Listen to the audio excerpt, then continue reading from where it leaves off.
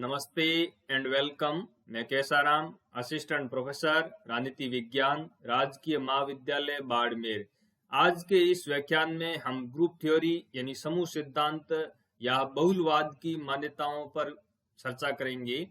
Political theory के अंतर्गत group theory या बहुलवाद शक्ति के वितरण को रेखांकित करने वाला एक महत्वपूर्ण सिद्धांत है। इस सिद्धांत का हम पॉलिटिकल थ्योरी में किस तरीके से इस्तेमाल किया जाता है, इसको समझने से पहले हम बहुलवाद की सामान्य अर्थ को समझने का प्रयास करेंगे। बहुलवाद का जो सामान्य अर्थ है वह है विविधता या बहुलता के अंतर्गत विश्वास। बहुलवाद ये मानता है कि समाज के अंतर्गत एक साथ बहुत सारी चीजों का अस्तित्व होना चाहिए। इस तरीके से बहुलवाद बहुत सारी चीजों या विविधता के अंतर्गत अपना विश्वास व्यक्त करता है। अगर हम बहुलवाद के प्रकारों को देखें तो राजनीतिक बहुलवाद ये मानता है कि जो हमारी राजनीति है यह राजनीति समूह केंद्रित होती है, ग्रुप आधारित होती है और इस पॉलिटिक्स के अंतर्गत विभिन्न प्रकार की पार्टी प्रतियोगिता होनी चाहिए, विभिन्न प्रकार के समूहों के मध्य प्रतियोगिता देखने को मिलती है। यानी जो पॉलिटिकल बहुलवाद है वह विभिन्न प्रकार के राजनीतिक पक्षों को स्वीकार करता है। यह मानता है कि समाज में राजनीतिक मूल्यों की बहुलता होनी चाहिए। जो हमारा समाज है उसमें जो हमारी राजनीति है वह ग्रुप सेंट्रिक है, समूह केंद्रित है और ये समूह स्वायत्त होते हैं, एक समूह दूसरे समूह के अधीन नहीं होता है और समाज में जो शक्ति है वह इन समूहों के मध्य समान रूप से बिखरी हुई है। दूसरा है सांस्कृतिक बहुलवाद ये मानता है कि विभिन्न सांस्कृतिक मूल्य होने चाहिए। समाज के अंतर्गत अलग अलग लोगों के अलग अलग कल्चरल वैल्यूज, कल्चरल बिलीफ्स होते हैं और बहुलवाद इस तरह के सांस्कृतिक विविधता के अंतर्गत अपना विश्वास व्यक्त करता है।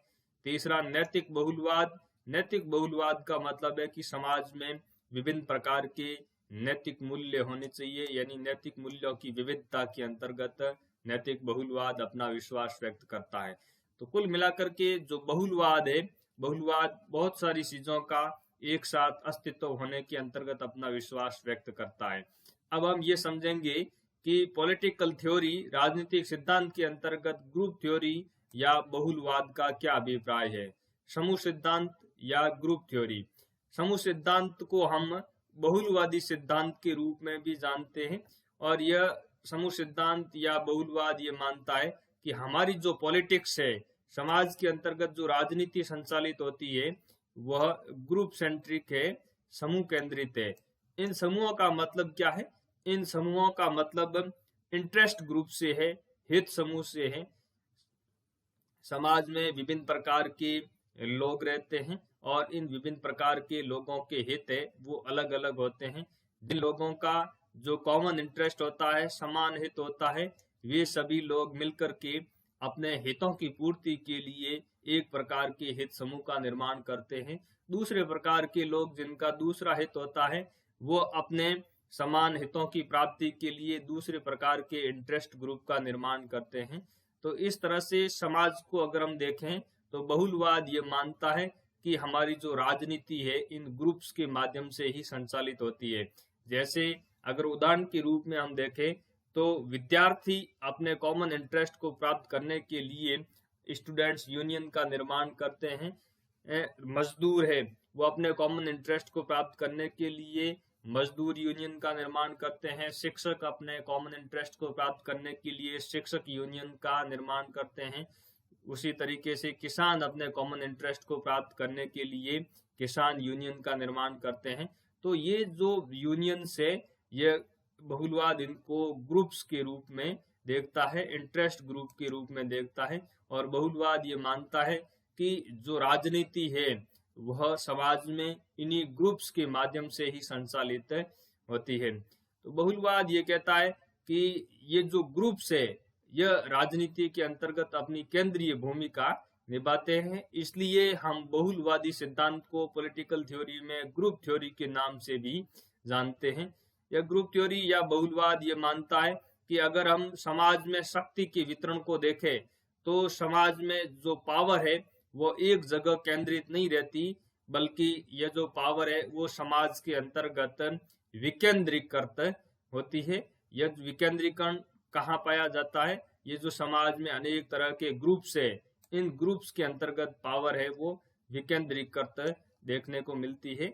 यानी समाज में सारी शक्ति किसी एक वर्ग के हाथों में केंद्रित नहीं रहती, बल्कि यह अनेक समूहों में बटी हुई रहती है। जैसा कि हम देखते हैं इलिट थ्योरी को या मार्क्सिस्ट थ्योरी को, तो जहां इलिट थ्योरी यह कहती है कि समाज में जो पावर है वो इलिट के अंतर्गत केंद्रित रहता है, इलिट ही सारी पावर का इस्तेमाल करता है। दूसरी तरफ मार्क्सवाद ये कहता है कि समाज में सारी शक्ति है वो बुर्जुआ वर्ग के हाथों में केंद्रित रहती है। बुर्जुआ वर्ग ही अपनी इकोनॉमिक पावर के माध्यम से सर्वारा वर्ग के ऊपर अपना शासन है वो संचालित करता है। लेकिन ग्रुप थ्योरी इस बात से इनकार करती है कि पावर है वो किसी एक वर्ग विशेष के हाथों में या व्यक्ति विशेष के हाथों में केंद्रित रहती है, बल्कि बहुलवाद ये कहता है कि ये जो समाज है ये समाज अनेक समूहों में बंटा हुआ होता है और ये जो पावर है ये पावर इन समूहों के अंतर्गत विकेंद्रीकृत है वो रहती है। समाज में शक्ति व्यापक रूप से और समान रूप से बिखरी हुई है। इसका मतलब यह है कि ये जो पावर है यह पावर समाज के अंतर्गत बहुत व्यापक रूप से ऊपर से लेकर के नीचे तक है वो बिखरी हुई है। यानी ये जो पावर है वो सेंट्रलाइज नहीं है, केंद्रीकृत नहीं है। ये पावर है वो इन ग्रुप्स के मध्य समान रूप से बिखरी हुई है। इसलिए ग्रुप थ्योरी यह कहती है कि अगर हम समाज में इन ग्रुप्स को देखते हैं तो इन ग्रुप्स में हायरार्की देखने को नहीं मिलती है, पद सोपान देखने को नहीं मिलता है। समाज में ये जो समूह होते हैं इन समूहों में न तो कोई प्रभुत्वशाली समूह होता है और न ही कोई पराधीन समूह होता है, बल्कि सभी समूहों की जो हैसियत है, सभी समूहों की जो स्थिति है वो एक जैसी ही स्थिति होती है। यानी इनके मध्य जो पावर है ये पावर है वो समान रूप से विकेंद्रीकृत है। इसलिए हम ग्रुप्स को न तो प्रभुत्वशाली ग्रुप्स कह सकते हैं और न ही किसी ग्रुप को हम पराधीन समूह की श्रेणी के अंतर्गत रख सकते हैं, बल्कि सभी ग्रुप्स की जो भूमिका है वो समाज के अंतर्गत समान रूप से है। इसके अलावा बहुलवाद ये मानता है कि ये जो ग्रुप्स है ये ग्रुप्स अपने आप में स्वायत्त होते हैं, इनके ऊपर किसी प्रकार का कोई बाहरी दबाव है वो नहीं होता। इन ग्रुप्स के जो नियम कानून कायदे हैं ये ग्रुप्स खुद ही तैयार करते हैं, इनके ऊपर किसी प्रकार का कोई बाहरी दबाव है वो नहीं होता।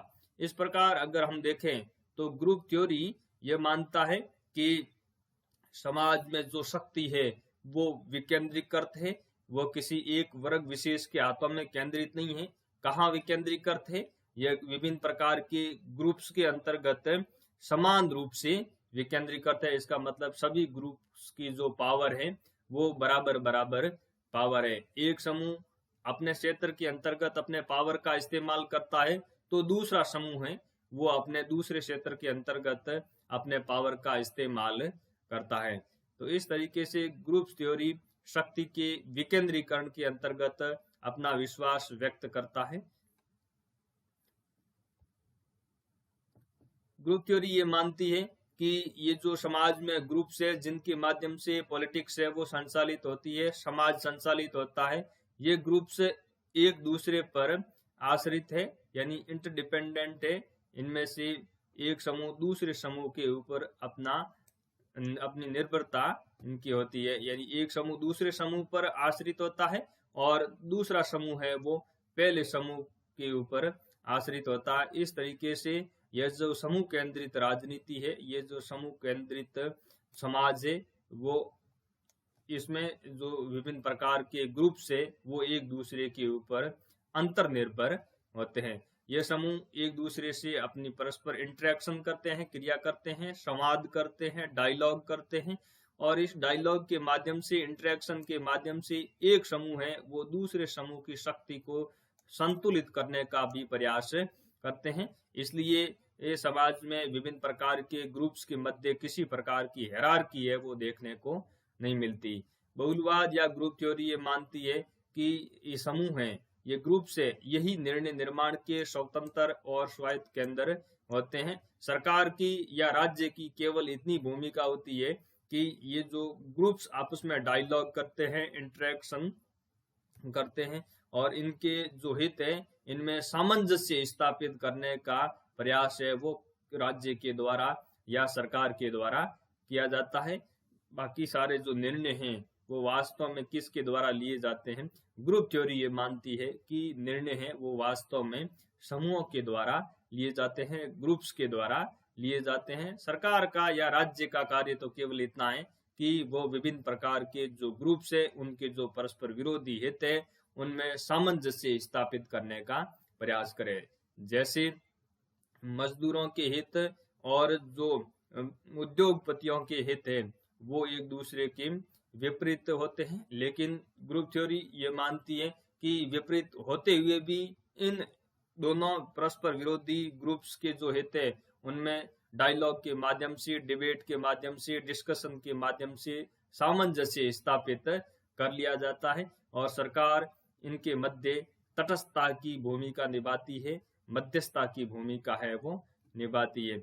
इस प्रकार बहुलवाद या ग्रुप थ्योरी ये मानती है कि समाज में जो शक्ति है वह विकेंद्रीकृत है और ये इस तरह का विकेंद्रीकृत जो शक्ति का जो अनुप्रयोग है समाज के अंतर्गत वो सर्वथा उचित है। यानी कहने का अभिप्राय यह है कि ग्रुप थ्योरी ये मानती है कि पावर है वो विभिन्न प्रकार के ग्रुप्स के मध्य डिसेंट्रलाइज है और ये जो डिसेंट्रलाइजेशन है ये समान रूप से है, इसलिए समाज में शक्ति का वितरण है वो उचित है, इसको किसी भी प्रकार से बदलने की आवश्यकता नहीं है। इसके अलावा ग्रुप थ्योरी जो है वो बहुलवाद वो उदार लोकतंत्र के अंतर्गत अपना विश्वास व्यक्त करते हैं।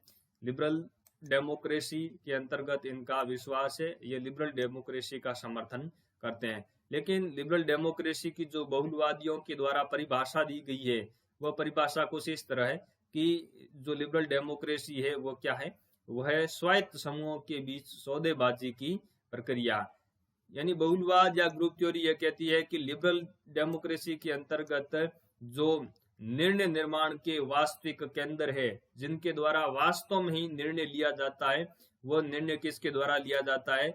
वह समूहों के माध्यम से लिया जाता है और ये समूह स्वायत्त होते हैं और एक समूह दूसरे समूह के साथ में बार्गेनिंग करता रहता है। ये जो ग्रुप है वो बी ग्रुप के साथ में अपनी डायलॉग या डिस्कशन के माध्यम से बार्गेनिंग करता है। ये समूह हमेशा सौदेबाजी करते रहते हैं और अपने हितों को पूरा करने की कोशिश में लगे रहते हैं। तो इस तरीके से लिबरल डेमोक्रेसी के अंतर्गत स्वायत्त समूह एक दूसरे के साथ सौदेबाजी करते हैं और अपने परस्पर विरोधी हितों में सामंजस्य या समायोजन स्थापित करने का प्रयास करते हैं। तो इस तरीके से बहुलवाद लिबरल डेमोक्रेसी का समर्थन करता है। अगर हम बहुलवाद और राज्य इन दोनों को देखें तो बहुलवादी जो सिद्धांत है वो राज्य के बारे में किस प्रकार की बात करता है? तो बहुलवादी जो सिद्धांत है वो बहुलवादी राज्य की अवधारणा का विकास करता है और ये मानता है कि राज्य क्या है, तो ये कहता है कि राज्य समाज में प्रतिस्पर्धी जो समूह हैं उनके बीच में तटस्थ मध्यस्थ के रूप में काम करता है। और प्रतिस्पर्धी समूह कौन है?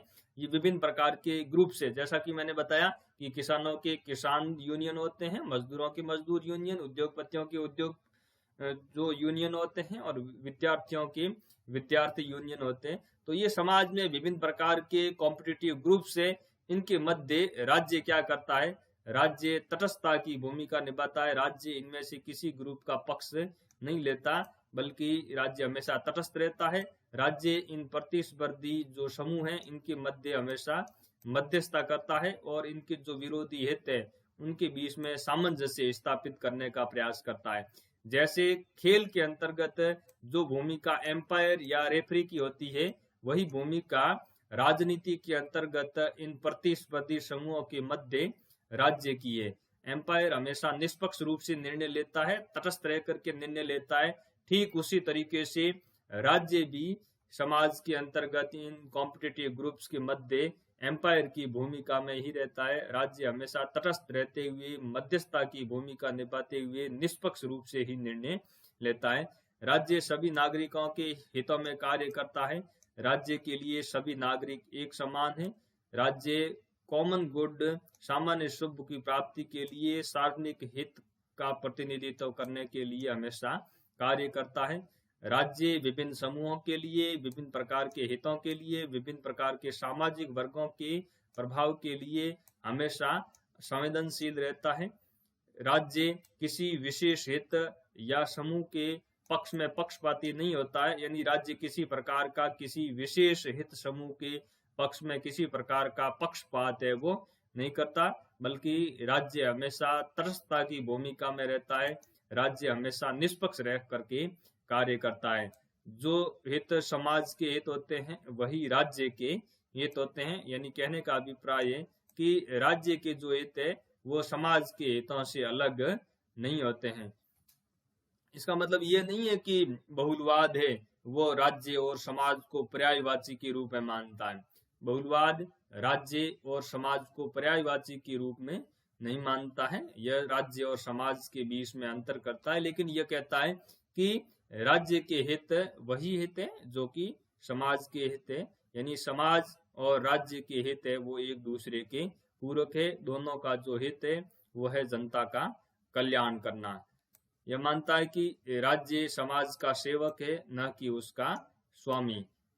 जैसे कि हम संप्रभुता की अवधारणा को देखते हैं तो संप्रभुता की जो अवधारणा में एकलवादी सिद्धांत है वो सारी की सारी शक्तियां राज्य के अंतर्गत मानता है, जबकि जो बहुलवादी सिद्धांत है वो कहता है कि राज्य की प्रमुख विशेषता है वो संप्रभुता नहीं है, बल्कि राज्य की जो प्रमुख विशेषता है वो है जन सेवा, जनता की सेवा करना।